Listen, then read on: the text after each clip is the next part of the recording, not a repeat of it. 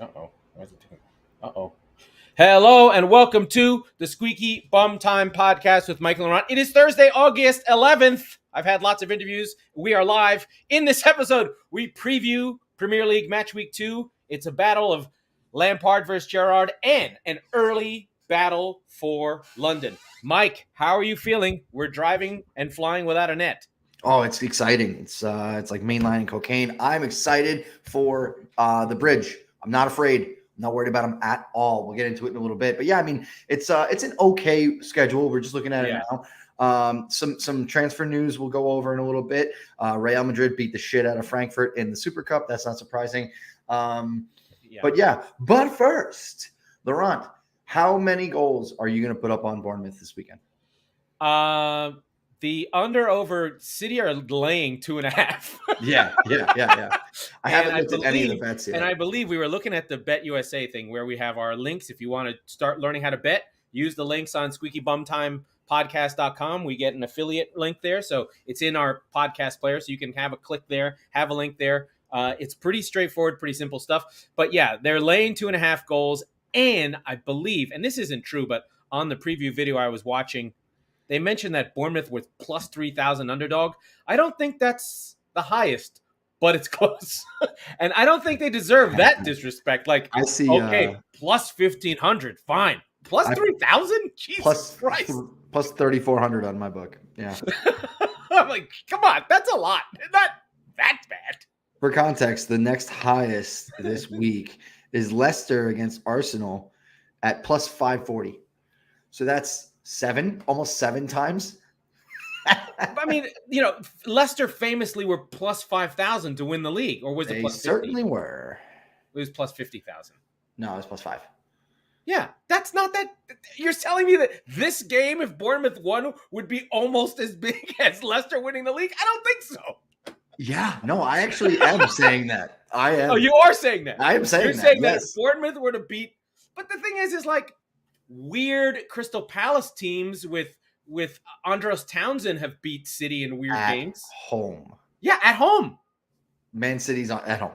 No, and Palace beat City at home. Oh, right, yeah. Or they drew. I don't know. It doesn't matter. Like, you can lose games. It happens. I mean, I don't think I expect it to happen or whatever. The way that the odds work say, if you were to bet on this game 33, 34 times, right? Would you break even? Yeah. No. You just wouldn't. You know what? I'm putting 10 Shinolas on Bournemouth just to be an asshole. Against your own club. I love it. Yes, just because it's worth it'll make the year. Because I can fuck around all year. Yeah, no, that's true. That's true. Oh God, if that happened and they won, I would feel more than terrible, more than I should feel as a human being. Because it would mean that there's something completely and totally wrong with Manchester City. So there's so many philosophies. Let's go into that a little bit. There's so many philosophies about betting for or against your own team. Most of the philosophies are don't do it, right? Because it's morally wrong. You're tempting fate. Well, it's not even that. Your judgment is skewed, right? It just organically is. I just said that I don't feel fear for Stamford Bridge, a place we've won once in like 400 years. So so right there, right? But there's thoughts into I've heard people who intentionally bet against their own favorite team so that they feel like they've won either way. Like the team wins and you lose money, or they lose. Yeah, that's fucking ridiculous. I don't subscribe to that at all. Yeah, no, you go all or nothing. You do, but although you are currently, you just said you are subscribing to that. So. Well, because I like the idea. I like the idea of winning on a plus 3,000. Not because of my team, not because of anything. Just because the long shot is so fun. What are you going to put $10 on it? Can you just send me $10 and I'll light it on fire on the show next week? It's not really $10 because I've never taken my money out of Bet USA, and it's all. I'm still just up. I only put 100 ever in, and I'm at plus 400. So I'm still just fucking around. Oh, okay. I never lost any money. Well, take the 100 back out, and then you're really playing with house money. There you go. That's because I won those crazy, ridiculous long shots. I don't remember what it was, but I won some ridiculous. Yeah, there was a couple of them last year. Parlay that I just like. Yeah. I basically put my hand in a fire and I was like, hey, look, I didn't get burned. Amazing. But yeah, we've got. Can I go through the schedule? Please do. I'll Please just do. read it out and then we can pop around. Yeah. So the early game Saturday is Villa versus Everton. It's very early. You learn about West Coast games. I doubt I'll be up for it, but it's cool and fun. Then we have the Brendan Bowl of Arsenal versus Leicester. I have something for Rodgers. These are all the noon, the 3 p.m. kickoff, the traditional football time. We have a lot. So Goal Zone will be great on Saturday if you have Peacock. 5. Man City, Bournemouth, City at home. Southampton, Leeds, usually a fun, weird game. I'm not sure how I feel about that one. Then Wolves, Fulham, and then, a really good one of Brighton versus Newcastle. This will be a test for where Newcastle is. Brighton are at home. And then the final game on Saturday is Brentford, Man United. I would bet the fucking house on Brentford because I think United are in crisis. And then on Sunday, we get our first view of Nottingham Forest at the City Ground since 1999. It's Forest versus West Ham. This game could have happened in 1969, and it would be violent. So we're excited for Forest. And then you have another traditional game of violence of the Chelsea Headhunters versus Tottenham at the Bridge, famous for battles, for blood, for blues versus whites. A quality game. If it was 1985, there'd be a movie coming out on ITV about 2016. No, but I mean fan violence.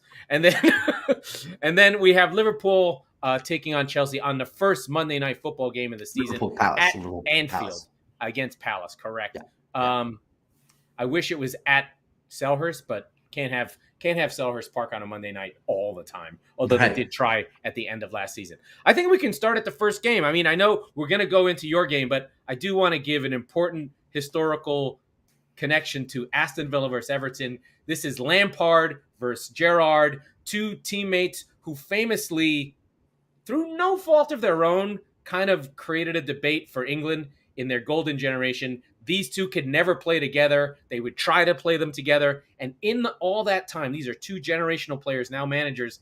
They only created one assist to each other. So that was weird. So I wasn't really following England that much, but they were two names that were always trying to shoehorn them in. Is like Lampard, Gerrard, Scholes, Beckham. How do we play that midfield when they all want to do the same thing? And it never quite worked. And somehow Gareth Barry got caps for England. But I think this is a referendum. I think Everton coming off a loss, Aston Villa coming off a bad loss, are at home. Gerrard needs this game. I think if he loses this, the narrative shifts to, is Gerrard going to fail?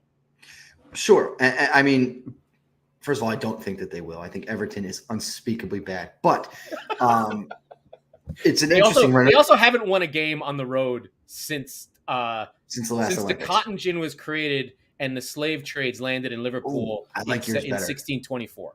I like yours better. The current narrative is that Lampard is the better manager. Oh, sorry. That Lampard is the betting manager. He's a lame duck. He's a lame duck. Everton's waiting around for enough of an excuse to fire him. They stayed up last year. They're like, all right, we'll give you till Thanksgiving, if that, right? Actually, no, they're playing 2 games a week. They'll give them till maybe October.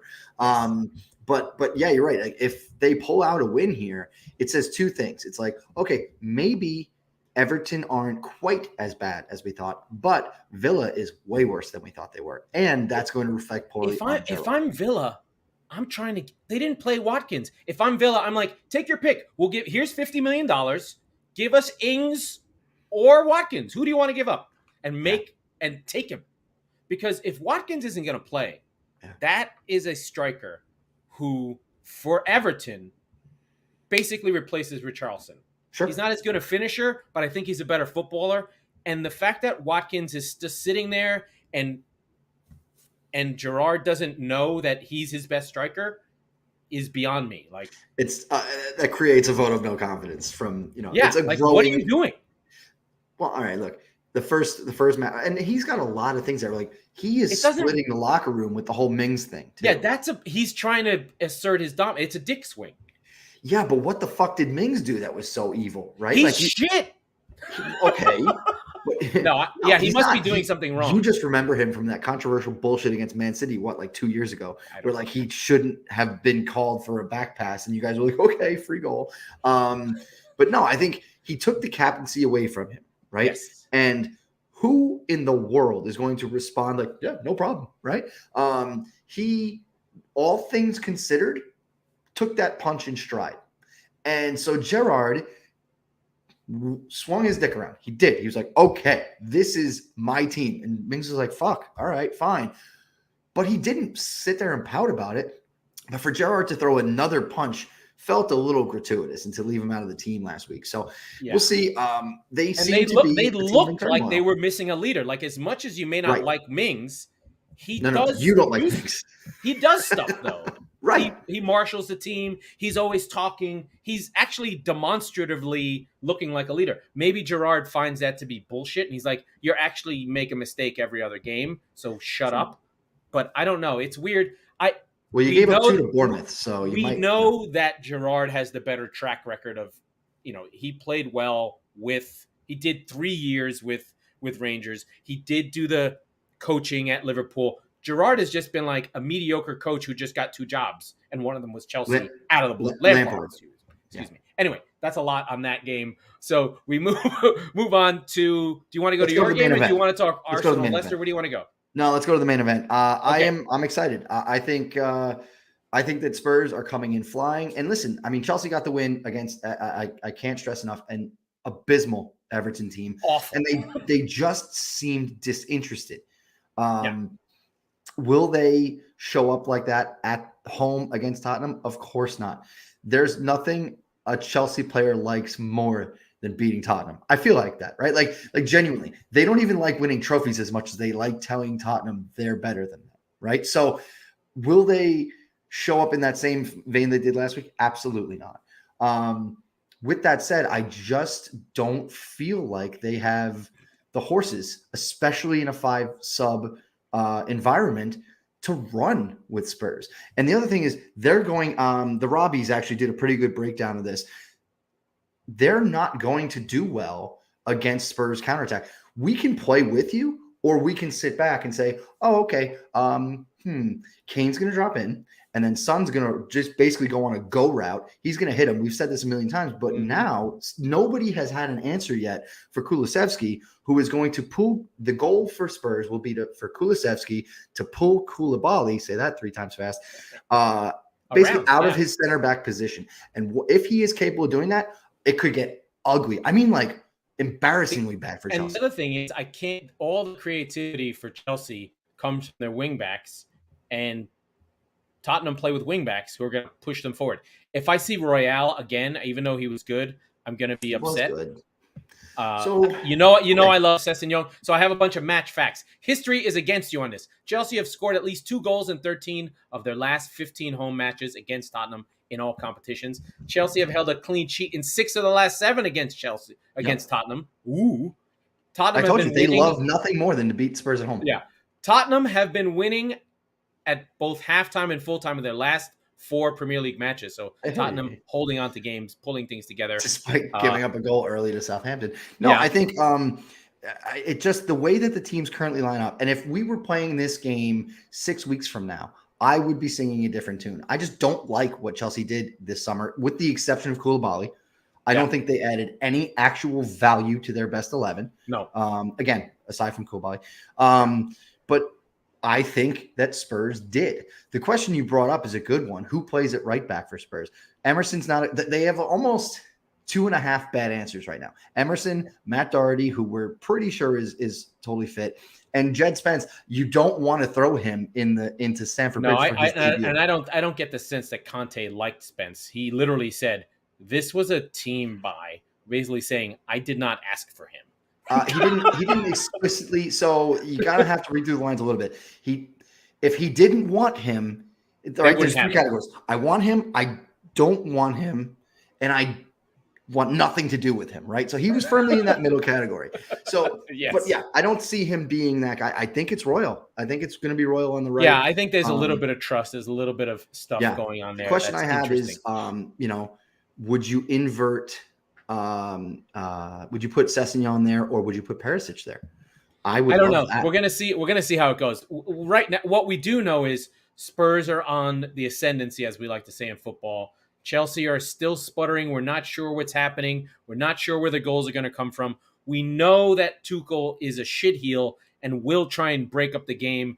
The question is, to me, is like, is he teetering, or has he held the team together? Right. So those are the other two narratives. Is Tuchel rallying the team around him, or is it near a breakdown? Like, this game and this result is kind of a narrative shifter. If they get the doors blown off them, then it says Chelsea's are in trouble. Tuchel's not going to finish the season, right? I mean, that's a crazy narrative. If he holds on and gets a win, then it's we rallied around our coach, and we can kick on from here. So I think those are the two paths for Chelsea. But the stories are, this is our male soap opera, and this is where we are, right? Like, we go into City versus Bournemouth. Not a game that should matter at all, aside from the fact that Bournemouth is plus 3,000, which makes me want to pick them. But we have this Haaland thing where, oh my God, City took over the world. City made another level of play. They did double inverted fullbacks where we had flooded the midfield and made West Ham look like we think Bournemouth is going to look. Yeah. So, I mean, it's always really hard with City to have narrative. The nice thing is now we have Haaland, who gives us some narrative. There's a little bit of narrative. There was a press conference that Raheem Sterling gave that he basically said what I think everyone knew. He was like, I left Manchester City because I wanted to play. And if your career is going down, what you have on your hands is a dead shark. You have to keep moving as a player. And he felt like he was slowing down and being less and less important, and he wanted to be important again. I don't think it'll be a thing, but it'll be something that gets talked it'll about. be in England. They have nothing else to talk about. It'll be a thing, and you know why? Because Raheem's black, and it's not because I dislike him. It's because that's how English media treats him, and they have forever. And the thing on him, and speaking of forever, he's 27, right? Yeah, but he's got it's not the age, it's the miles. No, it's the miles. Those legs are 42. But that's the thing. You've seen him for so long at Liverpool, at City. It feels like he's as old as dirt, but he's only 27. So when you were saying that I felt my career winding down, he's technically in the prime of his career. Right. So he moved to a place where he feels he's going to play as much as humanly possible. The question is he Rooney 27, or is he who's the other guy who played forever and was at you look like Rooney 27. I do. I'm aging badly. I can't remember the other winger from Man United who's in trouble for beating his wife. God damn it. Who played for 25 years. Greenwood? No. That's the young guy. The old guy who's there forever. No. My brain is melted. Okay. We know who he is. He's literally the all-time leader in appearances for the Premier League. Anyway, I just can't remember his name because I'm old. Anyway. Wayne Rooney. The other one. So anyway, is he going to play forever? But in order to play forever, he has to start playing less and less games. That's the way to keep him going. But City should be fine. Arsenal, Leicester. I have some thoughts on Leicester. They haven't made any moves.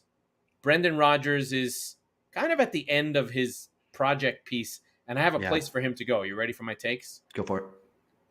Brendan Rodgers takes the Aston Villa job from Gerrard. No, that would be at this point. Not now.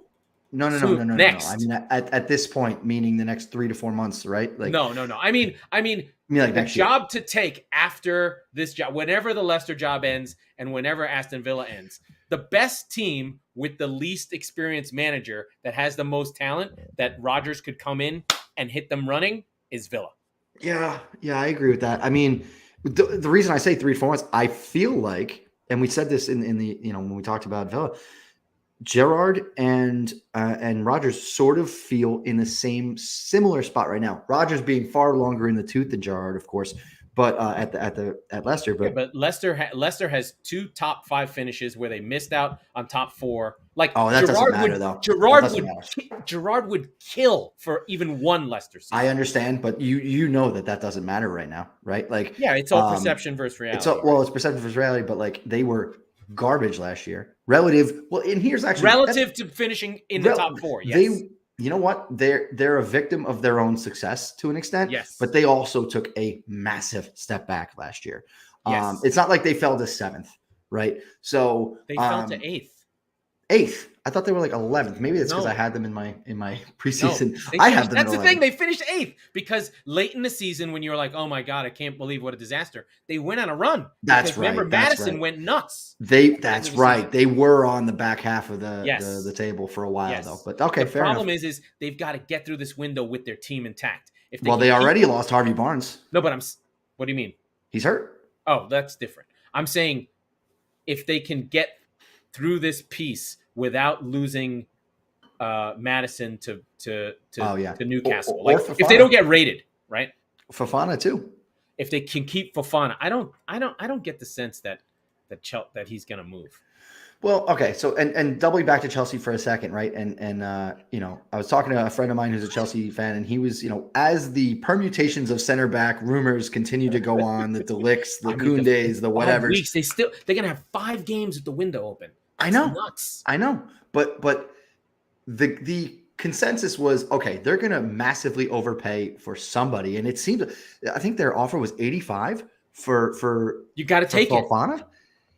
You have to take that. Well, unless PSG comes in with more. Yeah. But are we missing something about Wesley Fofana? I mean, he was good. He broke his leg and he came back. I would sell him, but the problem is like you just had a terrible season where you couldn't defend set pieces. I listened to a whole podcast about it. The issue with Leicester is they haven't moved anyone on. They have this big squad. They still have Vesterberg and their last window, Samari was a disaster. Well, Vestergaard was a buy last year, and we thought he was a buy. good We one. liked him. Yeah. It didn't work. Well, because he's enormous, and we're like, you won't suck at set pieces now. But They did. They were worse. They were worse. They gave up 12 goals on set pieces. 12. That's like a quarter of your goals are on against set pieces. Yeah. Teams give up 50, 45 goals a year. Anyway, that's a lot. Let's move to the next game. Let's talk I still Brentford think that United. What's that? Let's talk Brentford United. Brentford United. This game, night under the lights, night game, Brentford community. United come in hobbled, come in embarrassed against. This is if you're United, you're like, not this fucking team. Oh, goddamn. Fuck. Now? Right? You just played the analytic, well-coached, punching above their weight team, came to your house in Brentford, in Brighton, and punched you in the mouth. Now the partner, sister city, Brentford, comes in at home, place banging, Hey Jude blaring, and Ivan Toney is going to go beat the shit out of your 5'0" center back. This is not what you want. The only thing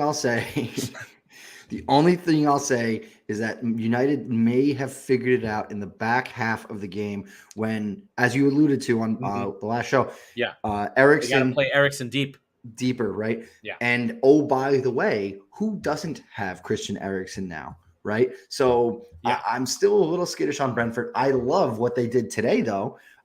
They went out or yesterday they signed Damsgaard. All right, our darling from the Euros, who, when you remember, when Eriksen collapsed and Denmark sort of he saved the team.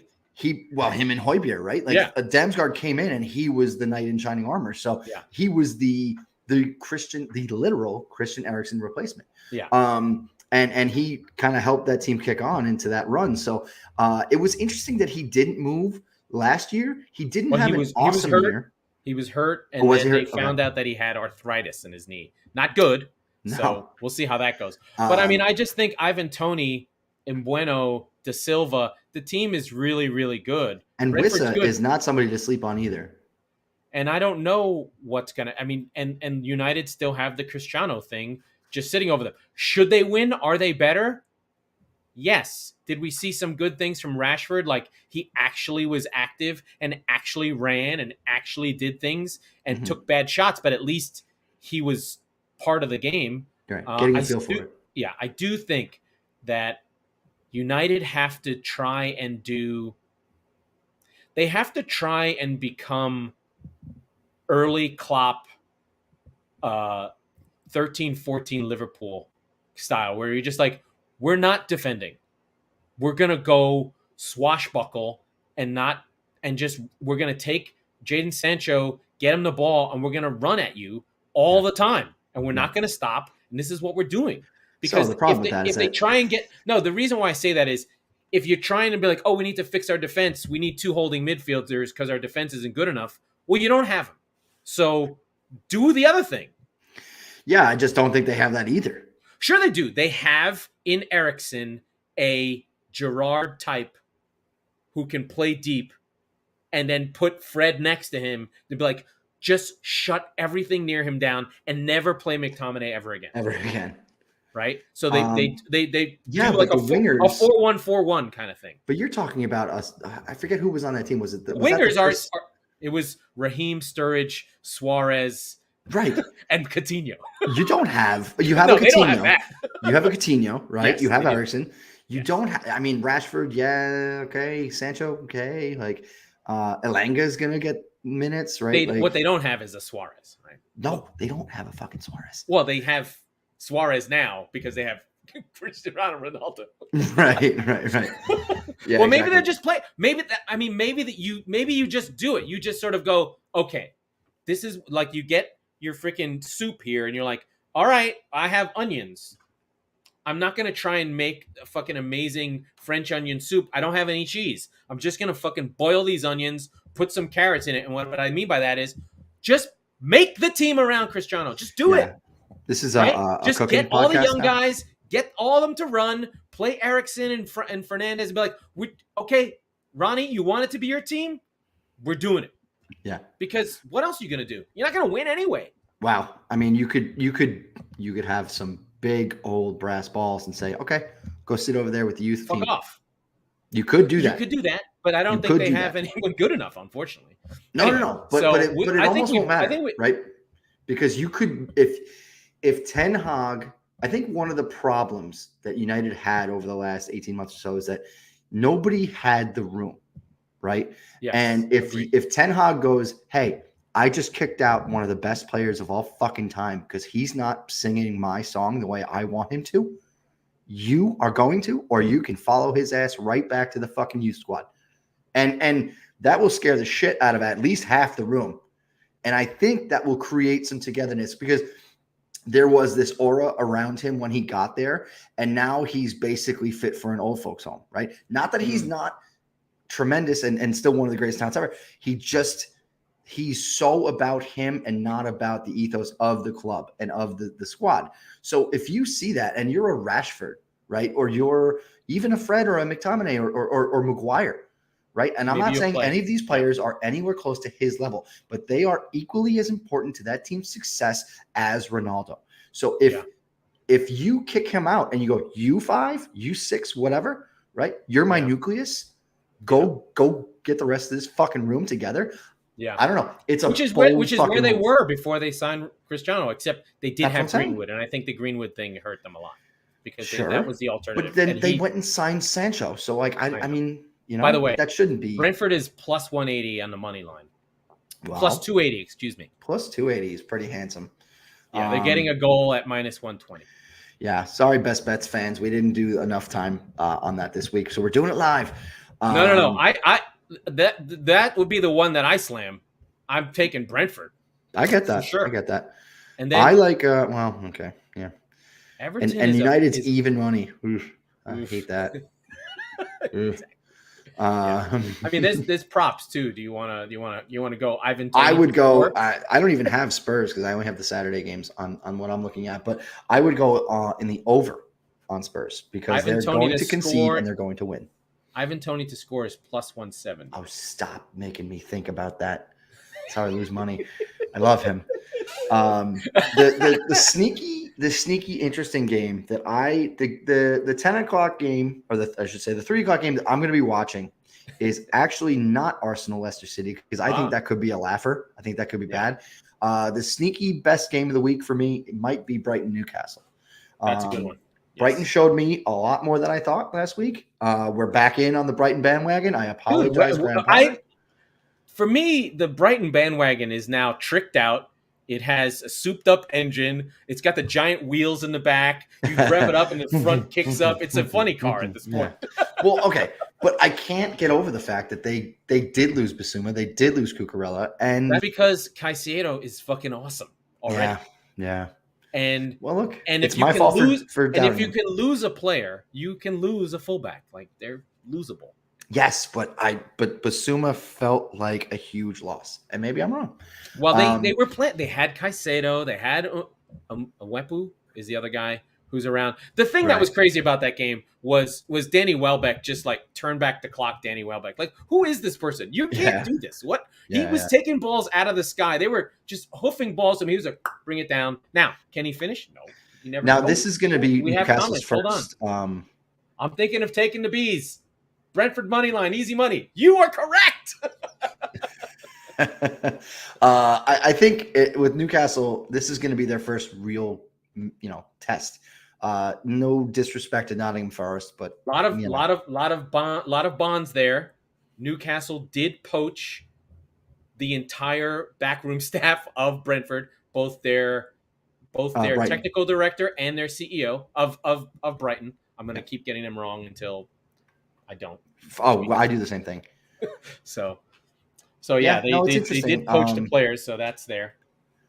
A little funky there. So there's a lot of love there. And then Dan Burn coming back. So there's some stuff there. But this is like a low-key, secret big game, I think, for Brighton. I think for Brighton, if they fancy themselves a top half team, if Newcastle fancy themselves to be in a top 7, this is a game that they've got to be like, we're gonna go get this, maybe think of it as a campaign and be like, you know what? Let's not lose this game. This is a draw. Well, okay, yeah. I was gonna say I don't know that the result matters that much. This is a measuring stick game for how you play, right? And so I expect Newcastle to carry the play, but I don't know. I think this is one of those where you could, like I said, I think it's going to be one of the better games to watch. But we'll see. I think, we know Brighton is not a fantastic team. It's not the greatest team ever. They do go up and down. Can they manage we won at Old Trafford. Can we manage this? They're not good at home. The crowd in the Amex is because Brighton is not. It's not a hotbed of football. I mean, no disrespect to their hardcore fans, but they don't sell out that stadium. So it could be a little bit of a downturn, a little bit of a how do they do at home thing. I like this game. That's a game, like you said, it's a game to watch and be involved in and see where things are going. We should probably touch Nottingham Forest, West Ham. Watch the first 3 minutes of this one just to get a sense of the city ground. Watch the sort of because they're just to get this is like since 1999. Forest is in the Premier League. They've got a great fucking stadium name, the City Ground. What does that even mean? I love it. Well, all right. So think of it like this, right? Because we get this about once a year, sometimes, right? If we're lucky, and we got it last year with the very first game of the year. Yeah, the Brentford at home against Arsenal. I mean, winning that game, I almost got because I obviously dislike Arsenal, but like watching it was huge. Watching the old guy who was there the last time in like 1945, just cry his eyes out. I was like, oh my God, I never want to love anything as much as he loves Brentford. I never want to love anything more than Brentford right now. Yeah, I mean, I do think West Ham are a tough. I guess here's the question I have for West Ham was, did City make them look that terrible? I think so. Or are they still okay? These are the games for West Ham to kick on. They've got to beat Forest, right? Yeah. Especially Forest right now, who are brought in 11, 12 guys. The whole team's being remade. They don't have any parachute payments. Half the team was team players that were on loan. So Forest are going to be the team that we're going to say, you please mark this down. We're going to expect them to be relegated up until they get out of the relegation zone. And by that, I mean, they're going to have a hard time. They're going to be in the bottom. If they can stick with it and sort of have a long-term view and go, okay, well, we're going to get out of this. Right. They'll be in the bottom 3 because they have to integrate and sort of make this team. Like, this team is like, thank God for this fucking World Cup. We're going to come out of the World Cup. We might only have 2 wins. We might only have 2 wins after the 16 games and then kick on in the second half. Right. They're not going to have any players in the World Cup, and that's massive. Right, you basically, your training camp is the World Cup. Yeah, right? Yeah. So yeah, I think that's interesting. Let's move away from the games for a second. We have a question from a friend of ours from our Facebook group, which if you are not a part of it, please join it. It's the Squeaky Bum Time podcast Facebook group. Bart, who's in our fantasy league as well, seems to be going abroad soon, which sounds great. Hope you have a great trip, Bart. He wanted to know if you recommend going to England with British pounds or getting it exchanged there. What are your thoughts on that? Use your fucking credit card and let the bank do the exchange. That's exactly what I did. Yeah. What if he's going? Well, what if he's going to a strip club or something like that? You can't. Don't go to a strip club in England. No. You That's- can go to a farm and see the same thing. You're gonna be in for some. Ugh. I mean, so the answer part is let Visa figure it out for you. Yeah, and then instead just watch Fake Taxi.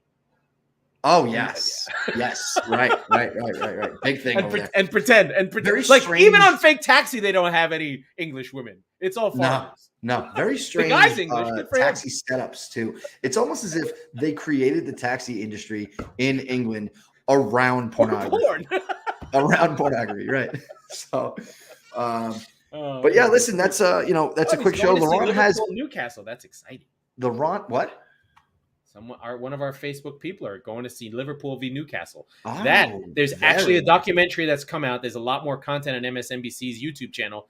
They have a 15-minute documentary on Newcastle Liverpool 5-3, I believe, 1995, 96 or something like that. Considered the greatest game ever played, but of course it's not. It's just because it's Liverpool. Of course. So, right. And nobody died. Oh, thank God. Oh, thank goodness. Sorry. Injustice for the 96. Wait. 97. No. Now it's 98 because people are dying because it was so long ago. So now they're adding more people. That's not true. That's fucked up. Yeah, no. They did get crushed and they did cover it up. Anything else you want to hit on? Let's see. Do we have any other big ones that we want to touch?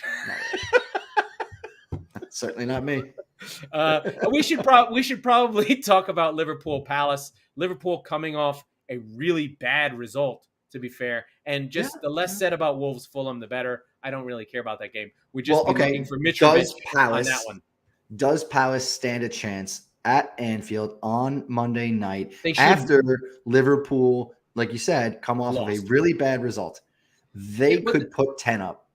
The thing is, if Liverpool lose this game, and I'm not being hyperbolic, they may have lost the league the way things have been going. No, I'm not disagreeing. You know what I mean? With that. If they're what will that be? 5 points behind City with 2 games down. I mean, it's not ridiculous to say. No, and then they go to Old Trafford after that. Well, that's easy. By the way, playing Palace at home is harder than going to Old Trafford. We'll see after this weekend. I don't know if I agree with literally, Gary Neville has said this. This is like the most venerated captain of United, 10 trophies, the guy. He's the Charles Barkley of England without being fat and Southern. He said that United are the easiest team to play in the Premier League. And I thought about it and I was like right now or for the last couple years. Oh, sure. And I thought about it and I said, yeah, that's true. They are the easiest team to play. I think relative to their status, right? Like if relative to their status, right? Yeah. No, but you know what? Even playing is Brentford. Are they easier to play than Brentford? No. Yes. No. Oh, sorry. Yes. I'm agreeing. Much easier. Like I would rather if I had on a schedule, like I'm willing to pick. They're not easier than Nottingham Forest. They're not easier than Everton. But again, relative to. Yeah, but they're not going to kick you. If you look at the top half of the table from last year, without question, I would play United. Team to play. Absolutely. Mm-hmm. Yeah. I mean, it feels hard. It's so hyperbolic. It feels like they've never beat anyone, but all their wins last year were because Cristiano did something ridiculous. Yeah. And he got Ole fired, which again, thank you for that, Cristiano. Very much appreciate that. There's an alternate universe where Ole in the job because if he had been fired earlier, they would have hired Conte. That's what I'm saying. If there's an alternate universe where Spurs don't lose that game, and Conte doesn't get hired by Spurs, he gets hired by United, and Spurs are relegated right now.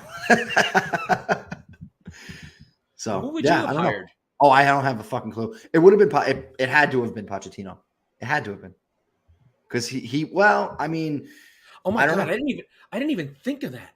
Pochettino's out there. Yeah, he is. He is. Well, he wasn't out there yet when that game happened. So No, but I'm saying on an the interim sort of basis, it wouldn't Dicicles is now the power of Pochettino is floating out there. have I didn't even think of that.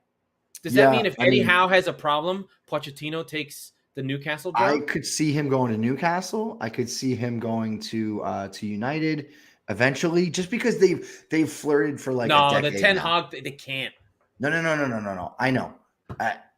It's just like they've flirted for so long that they're always going to be somewhat linked. Is all I'm saying. Right. He'll be the name that comes up for every team job, right? He'll be, oh, he's going to Real, he's going to Bayern. Could he be somebody to try and help save Everton? I don't want that for him, but could he get something out of Delhi there? Like, I wouldn't take that job. I wouldn't take that job either. But my point is, like, with DCL coming back, probably by the time this happens, I seriously think Rodgers will leave Leicester this season, and that Leicester job is actually a better perfect. job. That would be perfect for him. You're right. Yep, that's the best fit. And then the other one I think about, like I said, I do think that Villa, if I were a manager and I was looking from the outside, I would see that Villa job as be like, that's a good job. That's like, it's almost like Liverpool with under Rodgers, where you're just like, that's fucking Liverpool. I want that job. I don't know. I mean, I understand why you say that, but I mean, and given the hindsight of the last 8 years, right? So Liverpool at that stage, you could argue is similar. They were a little bit kind of, well, they had just finished in second within the last 2 years. So right, that's what I mean. Like, Villa is not at that. I get it. It's a store brand version of that Liverpool side, but that's the thing is the team is good. Yeah, no, I know, and you're right. He could get a lot out of that. Like a good man, like Brendan Rodgers would look at Villa and be like, "Yeah, I got this." Sure, yeah. Anyway, all right. Well, you got anything else? It's a short show. You have a date. I do. Do you have any other bets? Do you have anything you want to touch? No, I got nothing. I got two. I just want to call out the two that I like. I really, really love Brentford plus 280. I know I went against my beloved. I'm just going to bet against United all season, and I'll probably do fine. So I love that one. That's plus 280. I also really, this one's tough.